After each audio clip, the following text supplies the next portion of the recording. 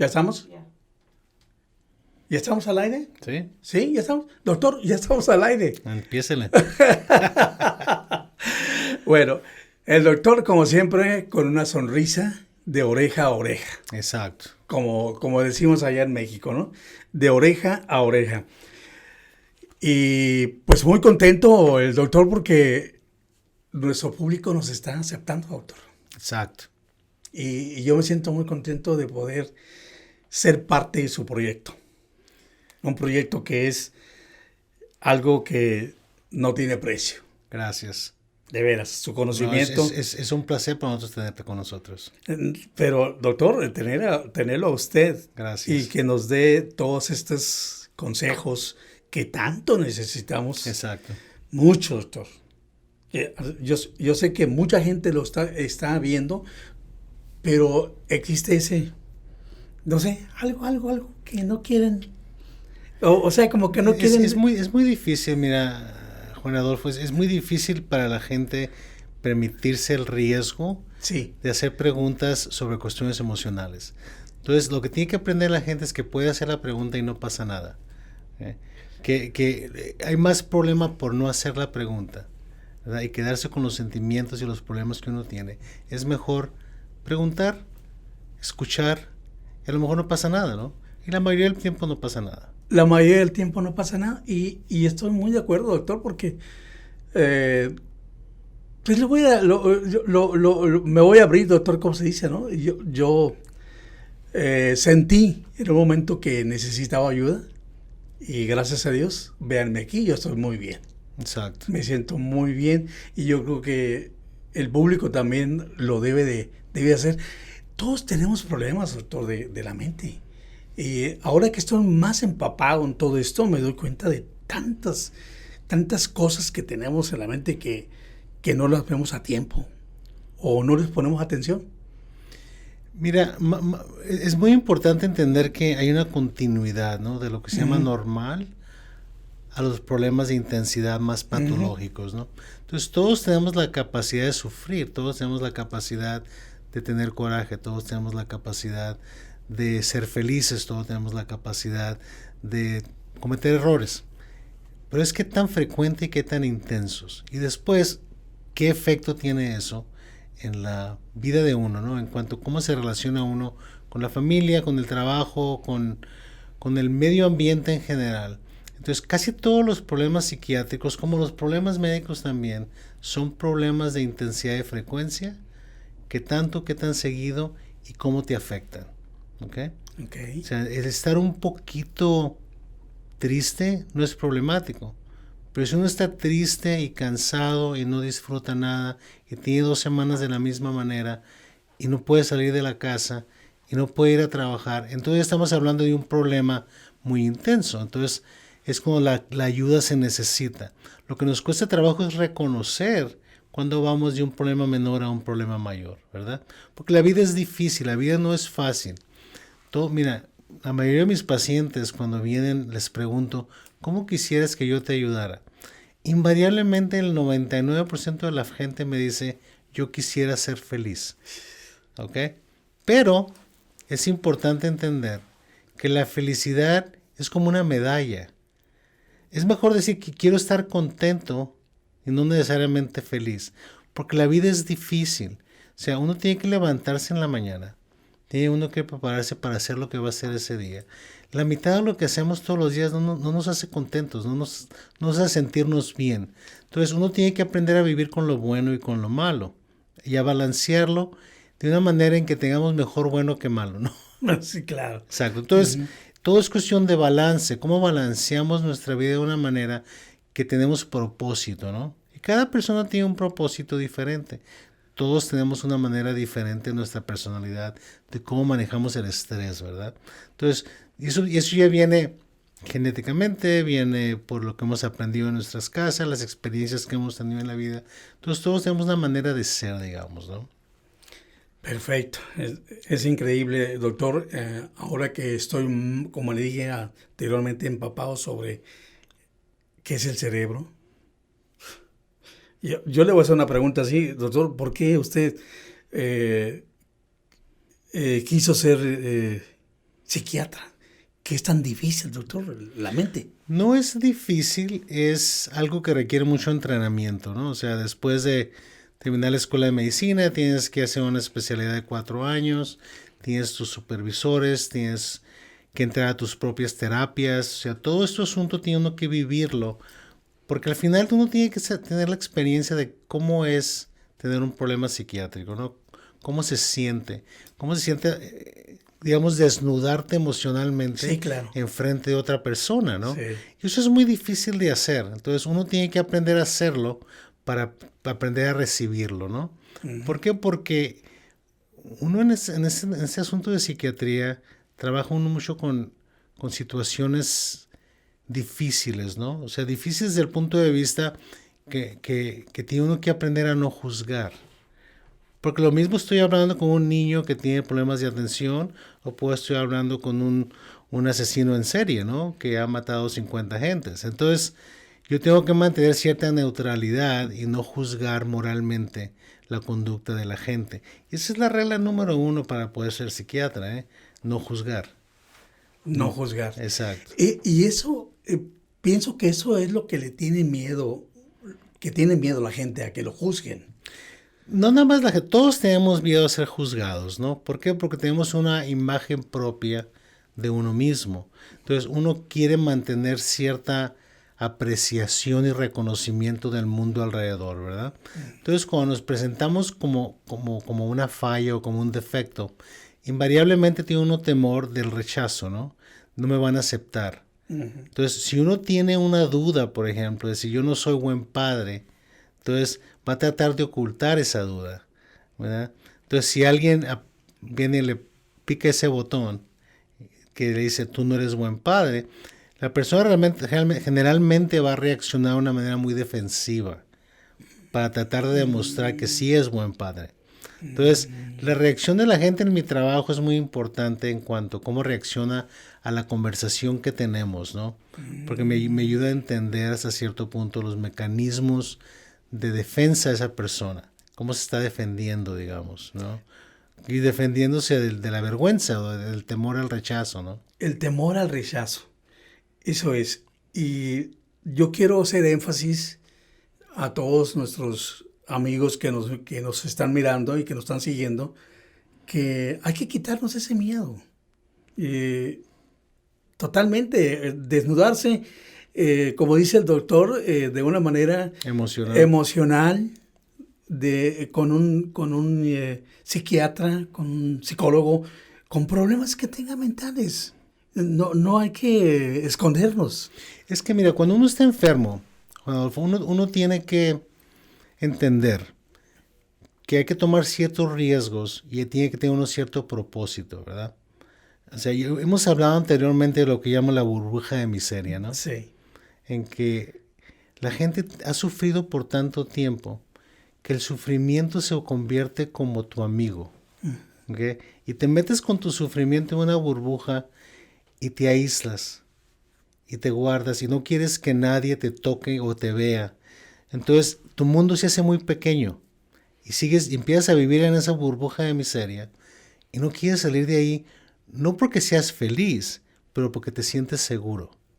Entonces el ser humano, como la mayoría de los mamíferos, siempre va a sacrificar bondad y felicidad por seguridad. Por seguridad.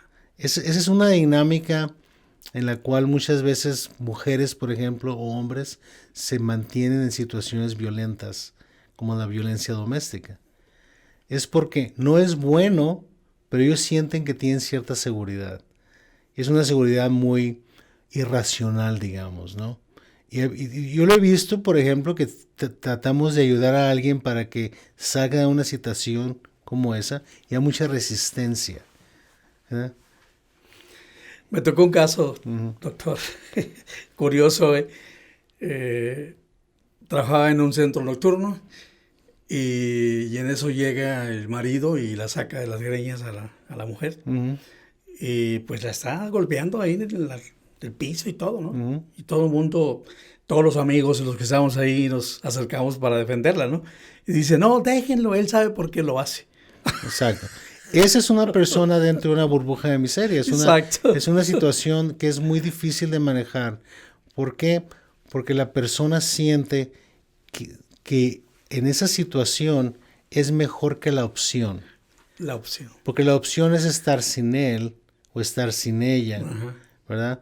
Y eso causa dolor y causa incertidumbre. Entonces, la razón principal por qué una persona no se sale de la burbuja de miseria es por la falta de tolerancia a la incertidumbre, que al final del día es la madre de todas las ansiedades, ¿no? La madre de todas las ansiedades. Entonces tenemos que mantener eso en perspectiva. Entonces, cuando estamos hablando con la gente, tenemos que entender las circunstancias de esa persona en su mundo. Sí. No en el mundo ideal que uno piensa, sino Claro. cómo se siente esa persona siendo ella o él en su burbuja. Y cómo Sí. podemos, por lo menos, hacer un atentado de sacarlos de la burbuja o darles las herramientas, ¿no?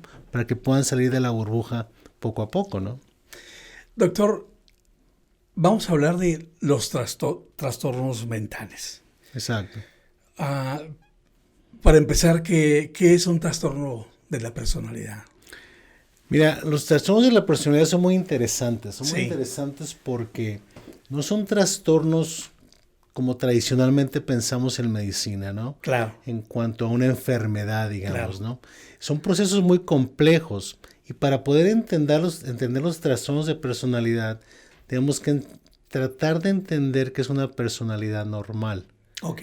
Porque para decir que una persona tiene un trastorno de personalidad, tenemos que tener un punto de comparación. El problema es que la personalidad normal nunca se ha definido. No hay una definición única que digas, eso es personalidad normal. Oh. Entonces, desde mi punto de vista, la manera más eficaz de identificar una personalidad normal es todas las anormalidades en buen balance. ¿Por qué? Porque ¿cuál es el propósito de tener una personalidad? Es la manifestación de nuestro temperamento en cómo nos defendemos del mundo. ¿Okay? Uh-huh. El temperamento es tu personalidad biológica, cómo naces, hablamos de eso la vez pasada. Y la personalidad es cómo lo moldeaste como persona, ¿verdad? Entonces, si puedes ser un poco dependiente, un poco narcisista, un poco esquizoide, un poco obsesivo, si puedes utilizar todas esas defensas de una manera adecuada, entonces podemos decir que es una persona bien balanceada, digamos, ¿no? Que tu personalidad no necesariamente sea normal, pero es balanceada. Cuando cada uno de esos aspectos de la personalidad se manifiesta con mucha intensidad, muy predecible, ¿okay? Sí. Entonces sabemos que la persona tiene un problema de personalidad, lo que llamamos un trastorno de personalidad. Pero como puedes ver, no es un problema de defecto, es un problema de intensidad. Entonces es importante que la gente reconozca eso porque hay mucha tendencia en ciertos problemas de personalidad. Por ejemplo, la personalidad límite, ¿no? La personalidad límite se ha vuelto muy popular como diagnóstico. Entonces le ponemos a alguien una etiqueta. Tú tienes personalidad límite. El problema de hablarlo de esa manera es que estamos diciendo que la persona es defectuosa. ¿Okay? Cuando en realidad las manifestaciones de la personalidad límite son manifestaciones más de intensidad. Por ejemplo, la persona con problema de personalidad límite es una persona muy intensa en cuanto a su sensibilidad al rechazo, la sensibilidad a la crítica. Tienen sentimientos muy crónicos de vacío interno emocionalmente.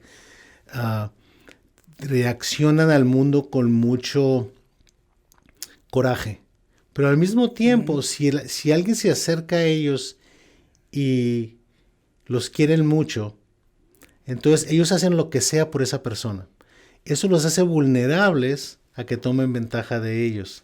Entonces entran en estos ciclos de aceptación y rechazo y terminan haciéndose daño a ellos mismos, ¿no? Entonces son mucho que vemos muchachos que tienen problemas de que se cortan o se queman. Sí. Ese tipo de problemas es una manifestación en cuanto cortarse no es necesariamente un hecho suicida, se convierte en un hecho de disminuir el coraje. Entonces cuando se cortan dejan de sentirse con coraje. Entonces son intensidades tan altas que crean mucha disfuncionalidad, ¿no? Entonces la persona no puede funcionar, tiene mucho problema en relacionarse con otra gente, ¿verdad? Van de situaciones en que te aman un día y te odian el día siguiente. ¿Me entiendes? Entonces, es muy difícil para la gente estar con ellos. ¿Okay?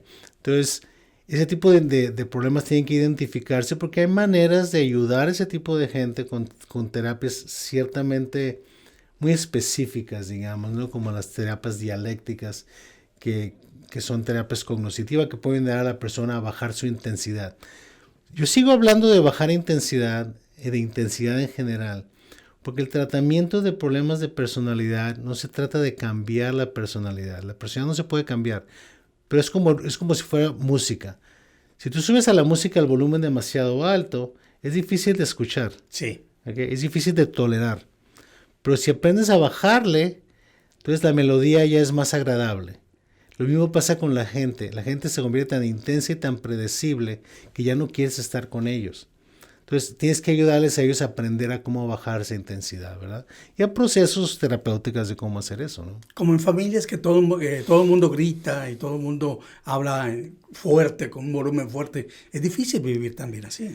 Bueno, depende de la cultura. O sea, hay aspectos culturales de comunicación en que, por ejemplo, si tú vas a una familia de cierta cultura en que todo el mundo habla fuerte, sí.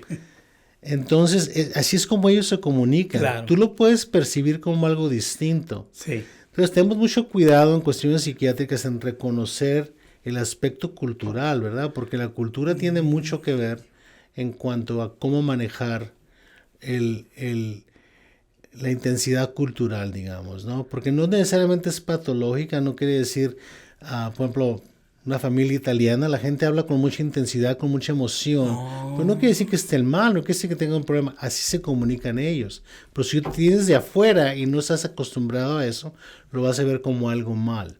Entonces uno tiene que respetar los aspectos culturales, ¿verdad? Sí. Y reconocer entre ellos a qué puntos estás saliendo de la norma cultural, digamos, ¿no?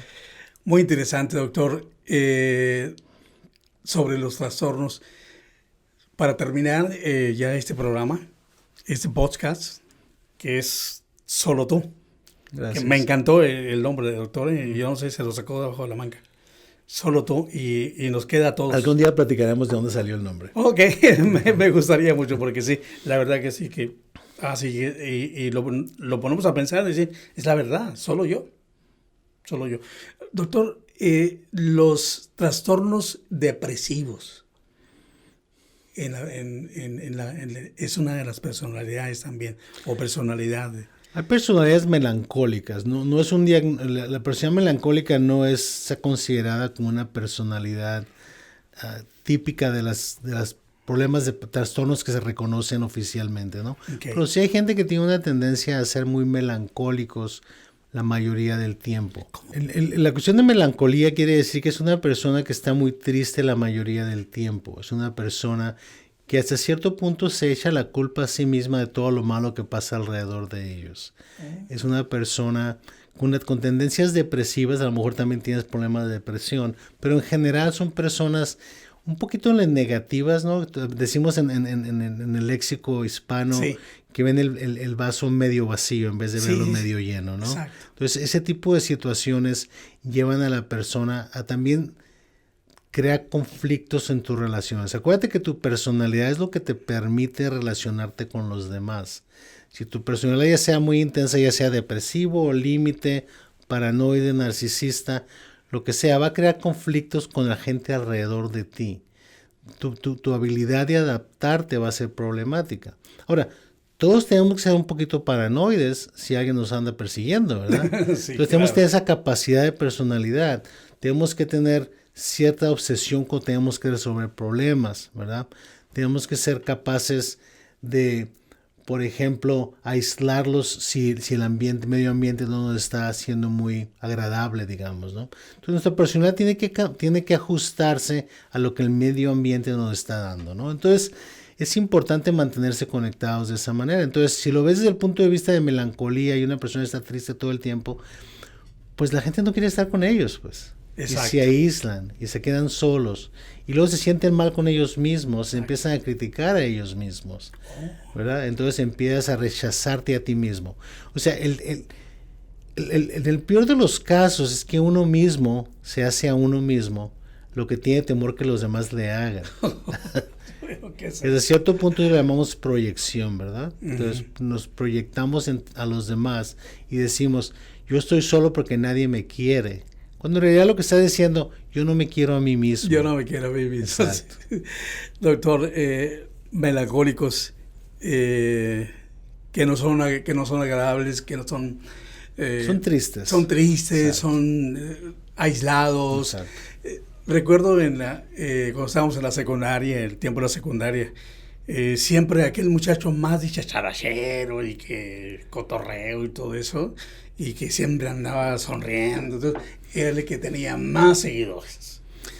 Mira. Sí, pero yo no sé por qué, pero sí, vieron uno triste, todo agüitado y... Estamos hablando de problemas, estás escribiendo ahora con ciertas tendencias narcisistas, ¿no? Sí. Una persona que trata de que la gente ser agradable a la gente todo el tiempo. Sí. Que la gente los admire hasta cierto punto, ¿verdad? La pregunta es, ¿por qué la necesidad? ¿Por qué la necesidad de que nos admiren? ¿Por qué la necesidad de que nos reconozcan? ¿Por qué la necesidad de que ser el mejor todo el tiempo, ¿verdad? Eso es porque detrás de eso hay una persona muy vacía, una persona muy solitaria. Eso es lo que es un narcisista. Exacto, una persona narcisista es una persona muy sola, pero que no va a dejar que nadie se dé cuenta que están solos. Nunca van a dejar que se den cuenta de que ellos se sienten mal con ellos mismos. Y la manera que lo reflejan es perfeccionismo, ¿no? Yo soy el mejor de esto, yo soy el mejor de aquello, yo soy el mejor de todo este tipo de cosas, pero en realidad están escondiendo un vacío. ¿Okay? Entonces, son personas que pueden ser muy agresivas, es parte del problema del narcisismo, porque la agresión viene cuando alguien empieza a rascar y se empieza a dar cuenta de la soledad de ellos, se empieza a dar cuenta de los defectos de ellos. Entonces, cualquier crítica a un narcisista se va a generar en una situación de coraje para él. Wow. Entonces, una persona que es narcisista, si los criticas, te van a atacar a un punto que te van a atacar porque te quieren destruir. Ellos tienen que destruir la persona que le está causando daño. O que no los está admirando. No lo está admirando. ¿Por qué? Porque tienen miedo de que la demás parte de la gente se dé cuenta de que no valen. ¿Me entiendes? Entonces, hay un problema en psiquiatría que llamamos el odio o la agresión narcisista, que es una de las situaciones más peligrosas que un ser humano puede experimentar. Déjame darte un ejemplo. Un hombre entra a su casa, ¿okay? Se encuentra a su esposa en la cama con otro hombre, ¿okay? Tómala. Y los mata a los dos. Uh-huh. Y luego le preguntas, ¿y por qué los mataste? No los mató porque estaban en la cama juntos. Uh-huh. Lo mató porque se lo hicieron a él. ¿Sí me entiendes? Ese es el coraje narcisista. Y es terriblemente destructivo. Es una de las emociones más destructivas que el ser humano puede tener. ¿Okay? Entonces hay que reconocerla, ¿verdad? Y uno tiene que reconocer su vulnerabilidad. Pues, ¿cuál es mi vulnerabilidad narcisista? ¿Qué me hace a mí perder control? ¿Okay?